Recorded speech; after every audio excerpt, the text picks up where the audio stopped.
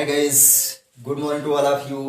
अपने YouTube channel tricky English धमाका में आप लोगों का जोरदार स्वागत करते हैं और इस उम्मीद के साथ कि आपकी पढ़ाई लिखाई बहुत अच्छे से चल रही होगी और मेरे द्वारा जो पढ़ाया जा रहा है आपको विधिवत रूप से समझ में आ रहा होगा।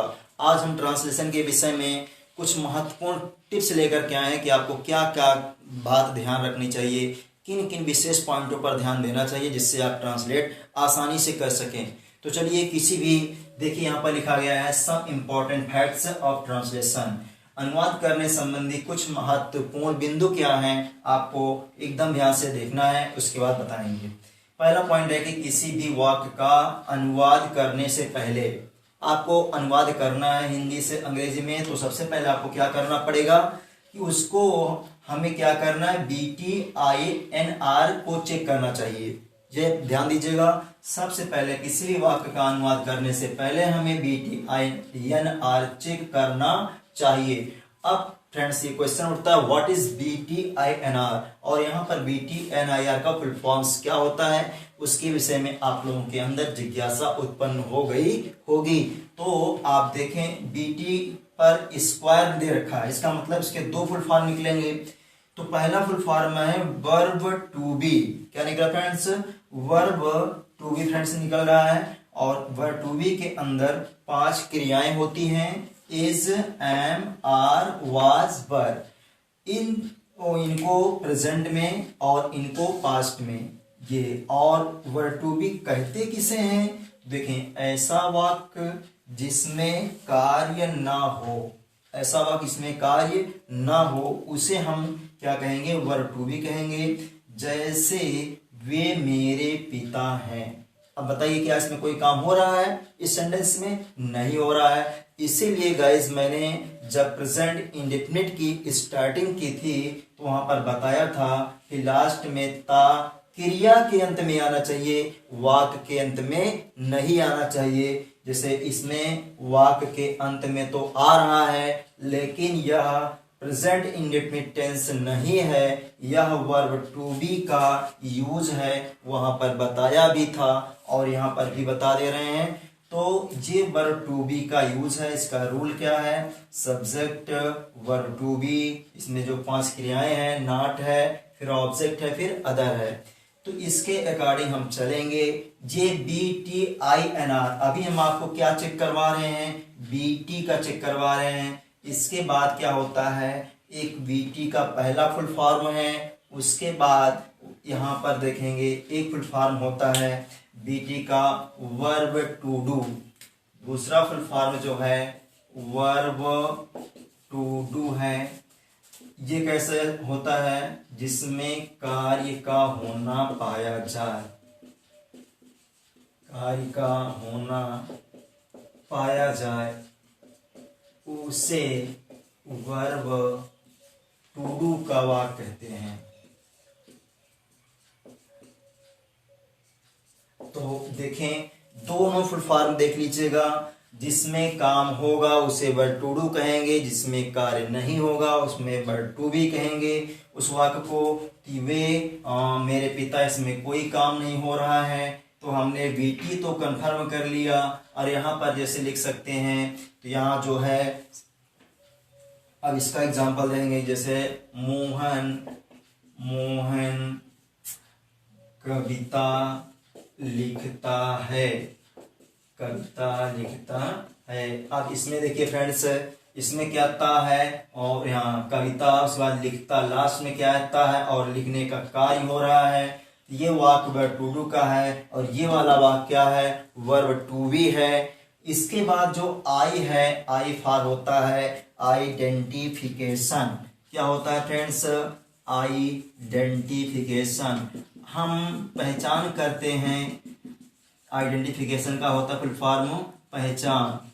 अगर आप क्लियर कर लें कि वाक्य वर्ब टू बी का है कि वर्ब टू डू का है, देन आफ्टर उसके बाद आपको क्या करना है, पहचान करना है। अगर टेंस में होगा, मतलब कहने का अगर वर्ब टू डू होगा तो 100% है कि ये 12 टेंसों में जाएगा।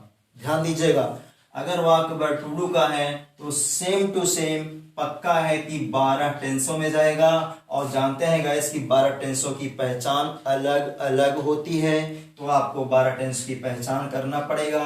अगर वाक्य वर्ड टू डू में नहीं है बट टू बी में है, तब तो आपको यूज ध्यान देना पड़ेगा, किस यूज में है आपको तब भी पहचान करना पड़ेगा कि किस यूज का ये वाक्य है।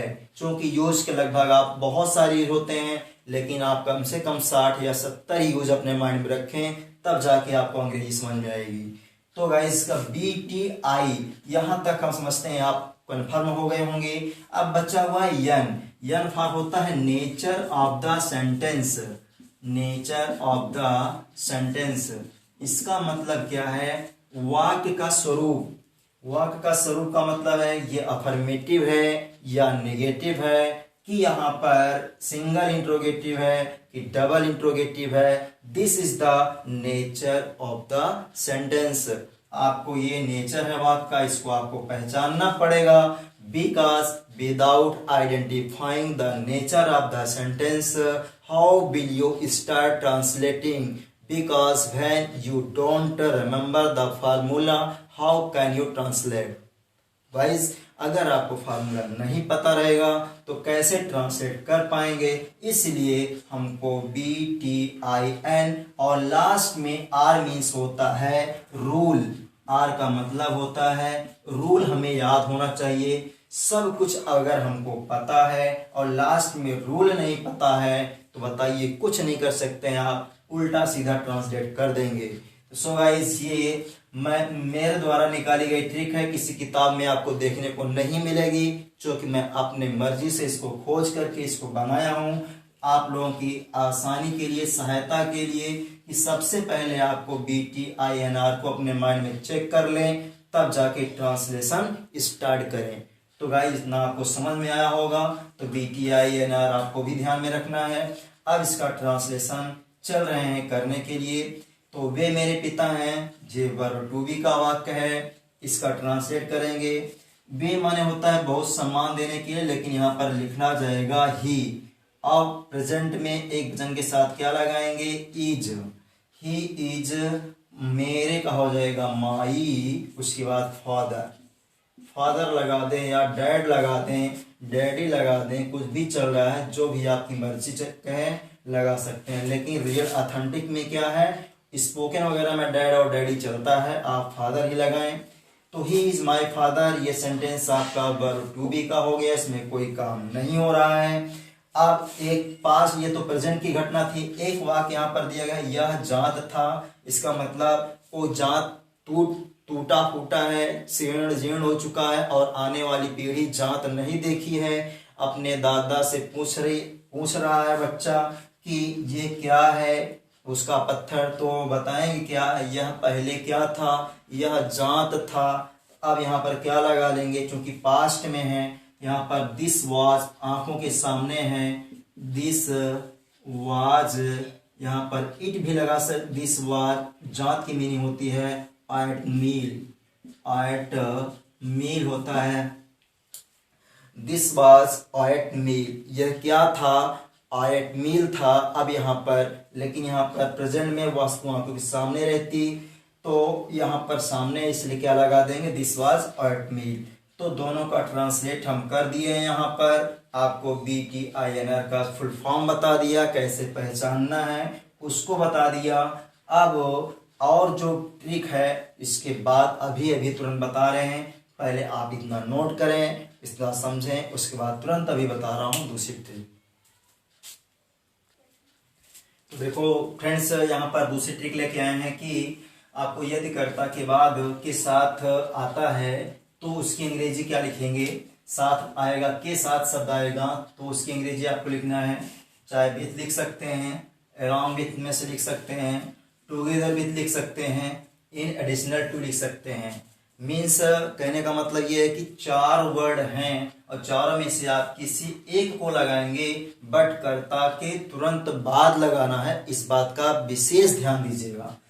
जैसे एग्जांपल यहाँ पर दिया गया है कि रवि, अब यहाँ पर रवि अपने साथियों के साथ मैच खेलने के लिए जाएगा। देखें यहाँ पर के साथ आया है, के साथ आया है तो आपको इनमें से कोई एक मीनिंग सब्जेक्ट के तुरंत बाद लगा देना है।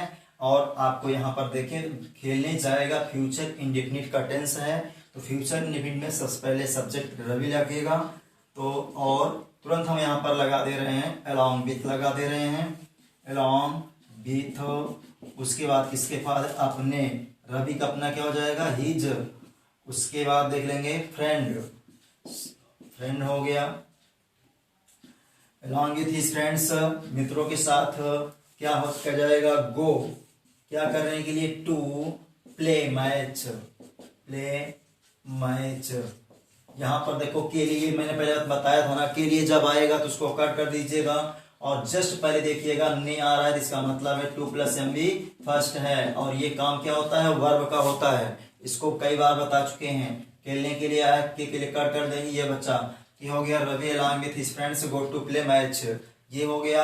अब दूसरा इसको along जब भी के साथ वाक्य में रहेगा तो ट्रांसलेशन आपको ऐसा ही करना है, चाहे जितना वाक्य रहेगा आप बना सकते हैं। दूसरी ट्रिक क्या है कि यदि वाक्य में कर या करके आता है तो आपको ट्रांसलेट कैसे करना है, इसका फार्मूला इतना है, देखें इतना।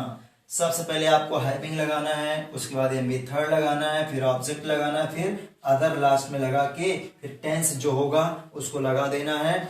और यहाँ पर इसमें एक बात ध्यान देना है कि क्रिया अगर मान लीजिए प्रेजेंट परफेक्ट का वाक्य होता, यहाँ पर जो along with के बाद में आ रहे हैं इनसे कोई लेना देना नहीं है, आपको प्रथम कर्ता के अनुसार क्रिया का प्रयोग करना पड़ेगा। अगर मान लेते हैं थोड़ी देर के लिए वाक्य हो जाता प्रेजेंट परफेक्ट का कि आ चुका है, रवि अपने मित्रों के साथ आ चुका है, तो कुल मिला के यहाँ पर हैज ही लगता। जहां पर फ्रेंड्स बहुवचन जो है इससे कोई लेना देना नहीं है। If the sentence is connected with the along with together with additional to, अगर इससे जुड़ा हुआ है तो क्रिया और सर्वनाम और इसके यहाँ पर अपने प्रथम कर्ता के अनुसार आएगी। बाद में हजारों लोग जुड़े हैं उनसे कोई मतलब नहीं है, अगर इस बात का ध्यान दीजिएगा। और इसमें ध्यान देने वाली बात क्या है कि इस पोर्शन को उठा के उधर भी कर सकते हो और आगे भी कर सकते हो। तो इसमें करके आया है, पकड़ लिए ना करके आया, तो सबसे पहले यहाँ पर लगाएंगे हाइविंग, हाइविंग। उसके बाद क्या लगाना है यंगी थर्ड, करके, क्या करके भैया स्नान, तो हाइविंग बॉथड थर्ड फॉर्म लगाना है। ऑब्जेक्ट में स्नान हो गया, कहाँ किया कुछ नहीं पता हुआ, हैविंग बॉथड ये हो गया। और टेंस देखेंगे विद्यालय जाएगा, इसका मतलब फ्यूचर में जा रहा है। और सब्जेक्ट कौन है मेरा भाई है, तो having bathed my brother, my brother. उसके बाद दिल, उसके बाद गो, तब टू स्कूल, ऐसे यहाँ पर लगा देंगे। ये ऐसे हो गए, चाहे जिस टेंस में आएगा आपको यही प्रक्रिया पालन करना है। इसमें नो चेंज होता है, टेंस चेंज होगा बट ये प्रक्रिया नहीं चेंज होगी, चाहे आप पूरा ट्रांसलेट कर जाएंगे। हाँ, इसका स्थान चेंज हो सकता है, यहाँ पर जो आया है इसको हम उधर रख सकते हैं। कैसे रख सकते हैं, इतना कट करके उधर उठा ले जाएंगे। My brother will go to school having bathed, ऐसा कर सकते हैं फ्रेंड्स। और इसकी प्रक्रिया यही रहेगी। तो इन दोनों नोट्स को आप फॉलो करके बहुत सारा ट्रांसलेट बना सकते हैं। अब आपके सामने तीसरी नोट्स के बारे में बताते हैं, तीसरा नोट कैसे होगा। देखिए फ्रेंड्स, यहाँ पर तीसरी ट्रिक यह है कि नोट नंबर 3 है, यदि कर्ता के साथ वाला, वाली, वाले ये सब अगर आता है कर्ता के बाद में, तो उसकी अंग्रेजी क्या लगाना है, कैसे उसका स्ट्रक्चर होगा। देखें, सबसे पहले आपको आ लगाना है, उसके बाद सब्जेक्ट लगाना है, उसके बाद विथ लगाना है, फिर एडजेक्टिव लगाना है, एडजेक्टिव बाद क्या लगाना है नाउन लगाना है।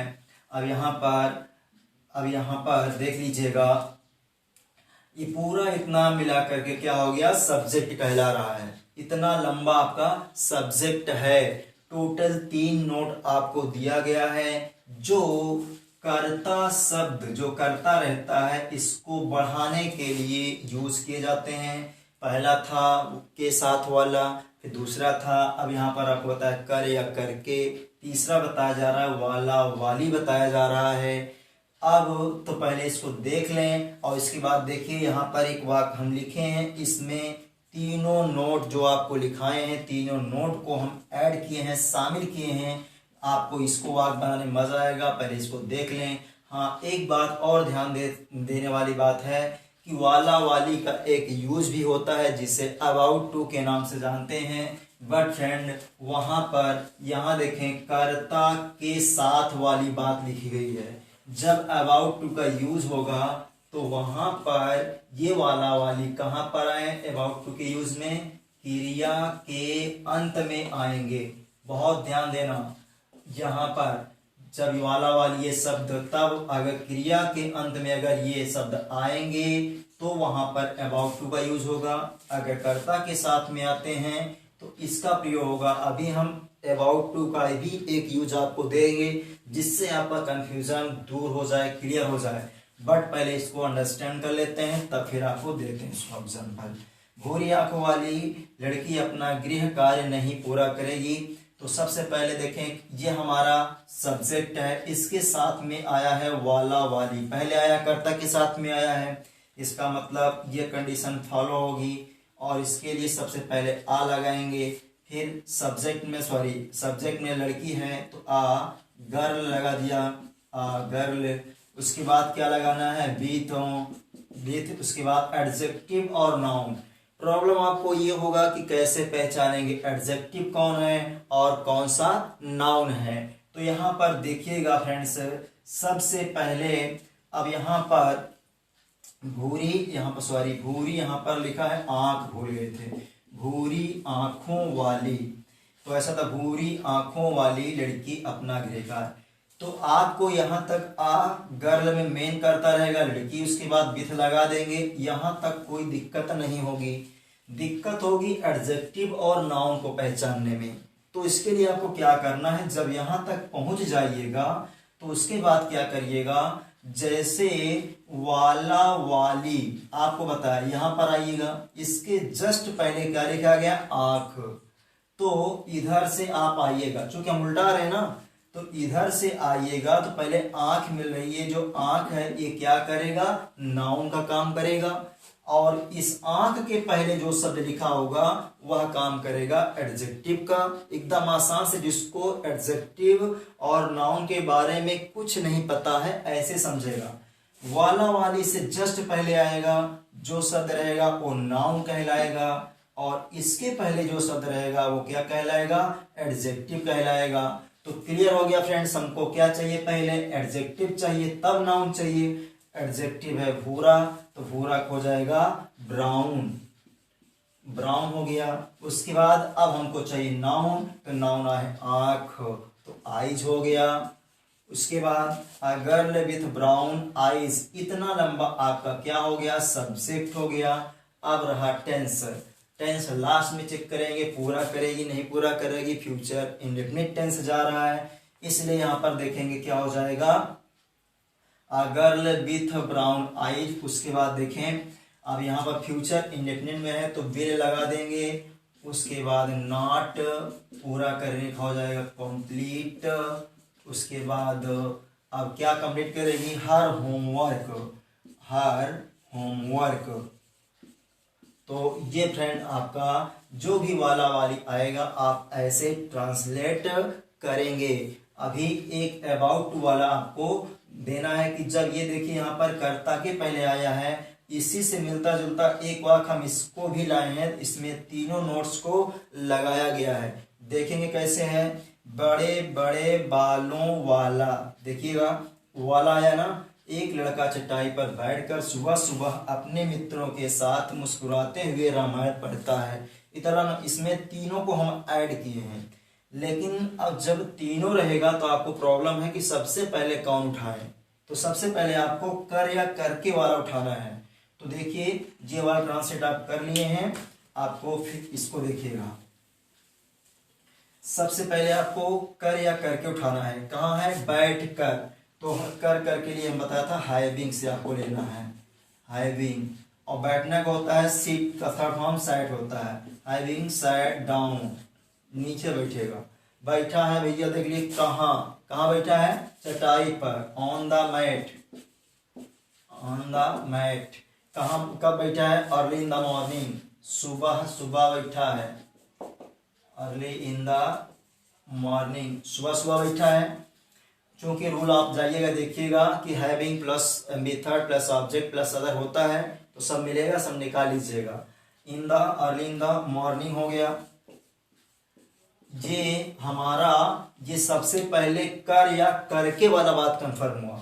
अब उसके बाद देखें, अब आपको लेना है दूसरे नंबर पर वाला वाली, वाला वाली लेना है। तो वाला वाली लेके भी रूल लिखाया गया आ, तो यहाँ पर लगा देंगे आ। और उसके बाद क्या है, एक लड़का, मेन सब्जेक्ट कौन है, लड़का, आ बॉय। उसके बाद हम बोले हैं आपको चाहिए बीथ, लगा दीजिएगा। अब एडजेक्टिव और नाउन, क्या ट्रिक बताए हैं, वाला से पहले जाइएगा तो ये नाउन मिलेगा। तो ये जो बाल है, बाल क्या है, नाउन है यहाँ पर, और इसके पहले जाएंगे तो एडजेक्टिव मिल जाएगा। तो हमें बड़ा बड़ा जो शब्द यहाँ पर लिखा है क्या है, एडजेक्टिव है। तो बाल लॉन्ग हो जाएगा एडजेक्टिव, और बाल की मीनिंग हो जाएगी हेयर। और हो गया, देखिए translation, having sat down on the mat early in the morning a boy with long hair. अब तीसरी कंडीशन आती है के साथ, ये देख लीजिए तीसरा पॉइंट है के साथ। अब यहाँ पर along with लगाना है, along with। अब इसके बाद along with के साथ क्या है, अपने मित्र हैं, along with his friends, along with his friends देख लीजिएगा, along with his friends, ये बात हो गई। उसके बाद देखना है अब क्या करेगा, लास्ट में काम क्या पढ़ता है, प्रेजेंट इंडेफिनिट में रीड्स, चूंकि बताएं कि रीड्स हो गया, एस जोड़ना पड़ेगा, और क्या पढ़ता है, रामायण, तो लगा देंगे द, उसके बाद रामायणा। धार्मिक पुस्तकों के नाम के पहले रामायण और द का यूज किया जाता है। जैसे आपका धार्मिक रामायण हो गया, महाभारत हो गया, वेद हो गया, पुराण हो गया, बाइबल हो गया, कुरान हो गया, इन सभी पुस्तकों के नाम के पहले द का प्रयोग होता है। हाँ, लेकिन बात ध्यान में रहे, अगर इनके पहले लेखकों का नाम आ जाता है तो द का यूज नहीं होता है। फिर भी एक कंडीशन होती है कि अगर वाक्य पैसिव वॉइस में हो और इनके लेखकों का नाम भी आया हो, तब पर भी द का प्रयोग कर सकते हैं। तो इंग्लिश इतना खिचड़ी वाली भाषा है, बहुत दिमाग खपाना पड़ेगा। चलिए छोड़िए, आपको भी बताते हैं कि क्रिया के साथ अबाउट टू कैसे लगा, उसको अबाउट टू से बनाना है, 1 मिनट का काम है। उसके बाद देखते हैं, वाला वाली रहेगा, लेकिन जैसे वाक्य है मैं खाना खाने वाला हूँ। अब यहाँ पर देख लीजिएगा फ्रेंड्स, यहाँ पर ये लास्ट में है ना, क्रिया के वाला हूँ, ला क्रिया के अंत में है। जब क्रिया के अंत में होगा तो आपको अबाउट टू का यूज करना पड़ेगा। अबाउट टू का यूज आपको पढ़ाया जाएगा, लेकिन यहाँ पर कंफर्म कर देना हूँ, यहाँ पर कर्ता के साथ नहीं है कि जो आ वाला वो लगेगा। यहाँ पर हो जाएगा आई एम अबाउट टू, उसके बाद ईट फूड। ये बात आपको ध्यान देना, ऐसे करना है, ये कंफर्म हो गया कॉन्सेप्ट। ये रहे फ्रेंड्स अनुवाद करने संबंधी महत्वपूर्ण बिंदु। आशा करता हूँ ये आपकी लाइफ में बहुत फायदा करेगा। आप ज्यादा से ज्यादा शेयर और लाइक करिएगा, चूंकि अन्य लोगों को भी फायदा हो जाए। क्योंकि कहा जाता है ज्ञान वह ऐसी चीज है जितना आप बांटेंगे उतना ही क्या होता है, वृद्धि होती है। इसी के साथ आज मैं आपसे विदा लेना चाहता हूँ। जय हिंद।